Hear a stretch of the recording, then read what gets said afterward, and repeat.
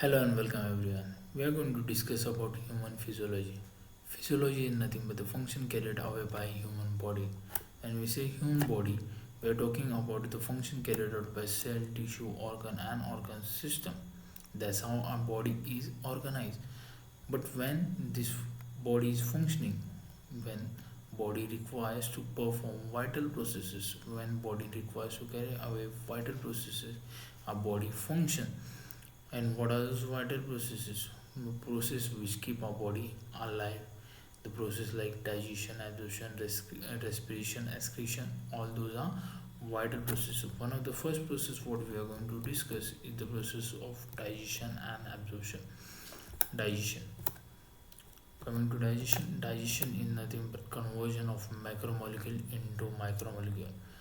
When these micromolecules passes through the membrane and enter into blood vessel over here, that's the process of absorption. Now, once they enter into blood vessel, they circulate and reach to each and every cell of our body, and they get accumulated outside the cell.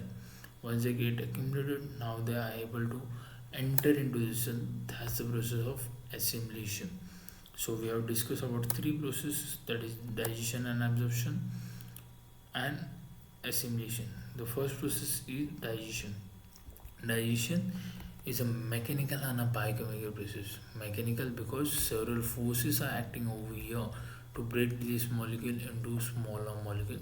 At the same time, it is also said to be as biochemical molecules, biochemical process because several chemicals, that is enzymes secreted by living organism, are acting to break this molecule. So forces acting and enzymes are acting over here, so they are termed as mechanical and biochemical process.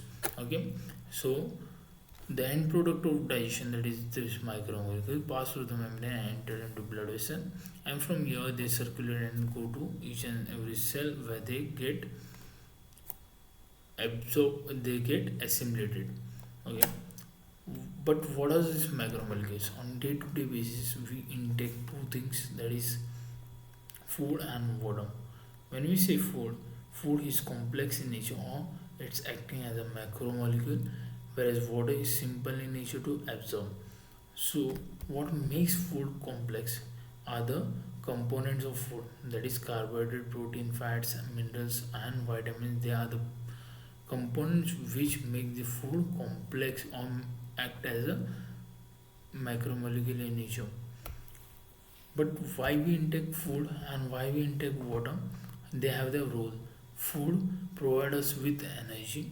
Other role of food is when there is any tissue repair, when there is any injury, and for that injury we require some material for tissue repair, and that material is indirectly given by food. So food act as a raw material for tissue repair. So what's the role of water over here? Water water helps in preventing the body from getting dehydrated, and at the same time water is useful in several process like metabolic process, that is energy building or energy releasing process, and where the process of digestion is taking place there, that is where the food getting converted into smaller molecules, that is macromolecule getting converted into micromolecule, is in the alimentary canal. Alimentary canal is a canal which start with the opening of mouth and ends at anus. At the same time, we have discussed that several enzymes have been released. These enzymes are released by some of the glands, that is saliva, liver, pancreas, and these glands are termed as digestive accessory glands. The alimentary canal helps to give several forces, that is mechanical forces. At the same time, digestive accessory glands give several enzymes. They both together contribute and make our digestive system. If you see, alimentary canal is the opening called as mouth. It's leading up down. Here the canal is somewhere constricted and somewhere dilated over here. Again constricted, again is bit of dilation and more dilation, and the canal ends at the anus. That's how an alimentary canal is there. We are going to discuss about the first part of alimentary canal, that is mouth. Mouth is nothing but this opening is termed as mouth. This mouth leads to oral cavity or the buccal cavity. What we see inside is the oral cavity and the buccal cavity. The oral cavity and the buccal cavity have two things. One is teeth and other is tongue. We'll discuss about tongue first and go to teeth portion. Tongue. Tongue is nothing but the muscular organ. It's attached by the lingual phrenomovia.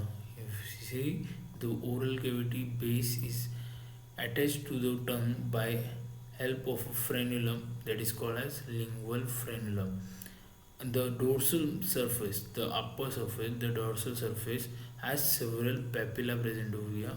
They are of different shape, that is circumpolar papillae, fungiform papillae and filiform papillae. They are different papillae which have taste buds which are responsible for different taste in our body. The second thing what we are going to discuss is the teeth. When we say about teeth, teeth are arranged in different formation, or the way to develop and arrange are said to be dentition. The dentition, one of the criteria for classification. The classification which we have discussed in classification of animals. So, is dentition is one of the criteria what is considered for animal classification. But human over here show three type of dentition. When this three type of dentition is shown, we consider as that animal as human. The first dentition what is shown by human is the trichodont dentition. That is, every tooth of a human is embedded into a socket. Here, this is a socket and this is a tooth. This tooth is embedded inside a socket. So this type of dentition is said to be trichodont dentition. A human also show diffudent type of dentition. That is, human show two sets of teeth in a life. That is, permanent teeth and the temporary or deciduous teeth. The first temporary or deciduous teeth are erupted, then after the fall of permanent or adult teeth are erupted.